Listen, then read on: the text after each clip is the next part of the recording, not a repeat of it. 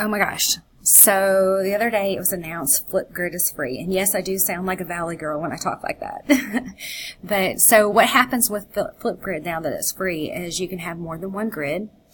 And you can also collaborate with more than one educator. So you can partner up your kids with another teacher's kids, and they can kind of pen pal with each other. So it's kind of cool. I like Flipgrid a lot, and I'm going to show you today how you can utilize that and then also use it with Google Classroom. So first thing I'm going to do is start out with a new grid. I'm going to pick Classroom. You can require emails if you want. I'm going to click Next. Of course, you should use a passcode and not just the traditional green wave 1, green wave 2. We've got to be a little bit more secure. In fact, I need to make sure there's a capital there. And I'm going to even put an exclamation point. All right, build my grid. All right, so it says our class. You can customize your grid. So I'm going to change it from our classroom to math class. Period 1. Okay, you can do your purposes and everything else. And so here is also your little code so that your students can access it. So I'm going to update that. You can do that again at any time right here as well. Okay, we have class intros. It always puts that one in there first, and so that's a chance for them to kind of go in and play around with it. So you can start with that. Another thing I want you to look at, though, is you can create your own grid or your own topic. So I'm going to click New Topic. You could be, if you were working on something in math, you could do an exit ticket.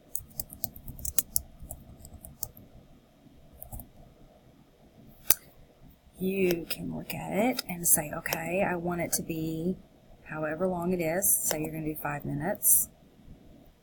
You can be specific with your question. Tell me one thing you learned today.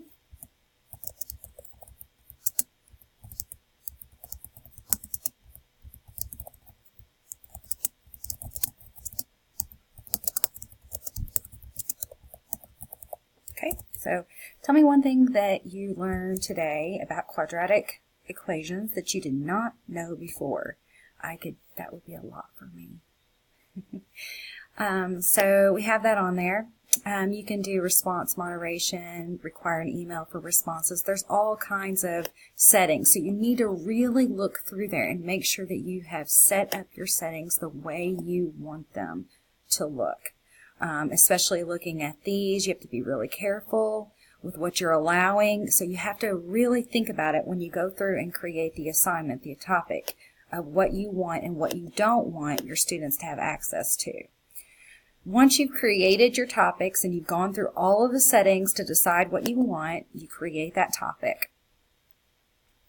So here we have a direct link to this topic. So I'm going to copy that. And we're going to go look at Google Classroom. So I just Control-C that. I'm going to go over to Google Classroom. I'm going to open up my classroom. Go to the stream. Okay. And I'm going to click plus. I'm going to make this an assignment. Flipgrid. Exit ticket. Be sure to look at the Flipgrid checklist prior to recording your video. Remember, I'm going to put asterisks. Remember digital citizenship.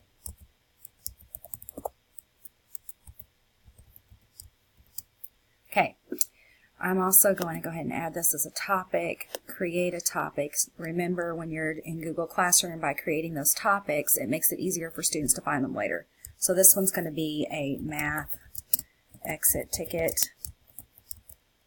And so I'm going to make several of those. And I'm going to actually put number 1 up here since this is the first one. And that way it just organizes it a little bit better and makes it easier for them to see. I'm going to do a due date of next week. And then I want to attach, I'm actually going to go to my drive, and I have a Flipgrid, so I'm going to search it, Flipgrid checklist that I'm going to attach. Students can view the file because I don't want them to be able to edit. Now another option instead of using a Google Doc is you could use Google Sheets, and then if you were using that, you could protect those columns so they could go in and they could actually check off if they've done each of those items. So it's just something to think about, and I'll show you something about that later on. Alright, so the other thing I need to do is right now we have our checklist. I have the directions, I have the ticket 1, I've yet set it for topics so that I can later on add more tickets as I go. But what I need to add is that link, remember, for my Flipgrid. So I'm going to actually, I had already control copied that, so now all I have to do is click link, control V, and you can see it says Flipgrid, and I'm going to add the link, and that's going to go in there, and I'm going to, once it's saved, okay, then I can go in and assign that. Okay, so now you can see it is in Google Classroom as an assignment. All right. Okay, so going back over to Flipgrid for a minute, we're going to look at a couple other things I want you to see, and that is you can go into Discovery, and if you go into Discovery, you can actually look at topics that have already been created. So if you are teaching math, as we have for here, I can go to Math. I can also select the audience, and I could say elementary. You can see it was even preschool and kindergarten. And in a second, it's going to propagate several topics that were math and elementary. Okay, so now we have this list of different things, and we can even go in here and say exit ticket. And then it'll pull up some different exit tickets. So I'm just going to look at one of them. Okay, so I'm going to look at mental math equivalent fractions. So I'm going to click on that. And it's going to pull up, and this was created by someone else. So we have the topic and who created it, elementary, some little details about it, and then it'll have like some integration notes. But here is where you're going to actually find the question.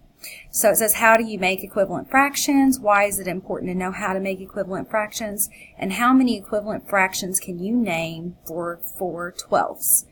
So that's a great little topic if I were working on equivalent fractions. And what's cool is this teacher added this little YouTube video on equivalent fractions, and it's Number Rock. So if you click on that, you can see what the video is going to look like that the kids are going to see too. And so it's kind of like, here's a video of what we've been learning, and now I want you to talk about it. Then we would say there'd be 2 in each pair, and one of the 2 pairs we can declare equals 2/4 of all the socks there.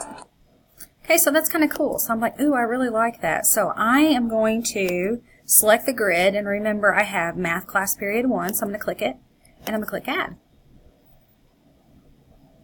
And once I've done that, it's going to go back in and it's going to say, okay, now you set it for what privacy settings and things you want. And so you can see you can actually take out that video. If you're like, ooh, I don't like that video, but I like the question, you can take that out, and then you can set all of your things just like you did before. Update topic. And now it's active for your students, and to share that, again, you'll click Share, and there's your topic link to put in to your classroom, to Google Classroom. You can also embed it in your site or do a QR code, but if you're a Google Classroom, this is just phenomenal for that because it's easy for them to get to. And so that's that. The big thing is, no matter what you're doing, make sure that you have some kind of rubric or some kind of checklist that they're going through. And let them know that it's being moderated, that it's being looked at. Because if you don't, then that digital citizenship, they're going to try you, and they're going to try all of these things. So this can be a really cool activity, but they have to know that you're invested in it and that you're watching what they're doing. All right. Okay, so we're going to go back and look at my grids again for a minute. Okay, so now that we're in my grids, I want to show you a couple things. One, look at your actions. So over here on your actions, you can edit this grid. And remember, the grid has all of your topics in it. So you can do that, and you can duplicate that grid. So if you add all your topics, and then you can duplicate it and then just change the name to period 2, 3, 4 to kind of save some time. You can also add a co-pilot. So if you have another teacher that you want to be active on all of the topics, so on your whole class, you're going to share a class with them. So if you were doing like a pen pal situation, then you can add co-pilot. You just click add co-pilot. Again, this is part of the new free section, and then you just add that educator's email in, and then they become a co-pilot. They can add topics and everything to your grid. Okay, so now that we've gone through the co-pilot and everything, I want to look for a minute back at the different topics. Again, up here at the top, when you're in your topics, you can add your co-pilot there as well, or just click it here. They put it everywhere. It's kind of nice that way. And if any time you want to change your grid or what it's called or anything, you can go in and click edit and change that as well. All right, so really quick, we're going to look over here. You can see that mental math equivalent fractions that I had copied from Discovery. It is actually inactive because that's what my default is. It's set up as inactive. And so I have to then go in and make it active. And again, if you forget, you can always go here to share it. If you click share up here, it's going to share the whole grid. So down here is just for the individual topics to put in Google Classroom. So I hope this is helpful for you as far as Flipgrid. There's so many different things that you can do, and engaging student. In the settings for each topic, you can set up and allow them to like each other's post or make comments on each other's post, and they can even add stickers, kind of like they do on Snapchat. So it's kind of fun in that way, and the kids that really enjoy it. And it's really kind of the sky is the limit on what you can think up as far as having them complete different topics. As usual, if you need anything, you know where I am. Email me, or just stop by my office, or ask me to come by and I'll talk with you. I'm always there for you. This is Flipgrid.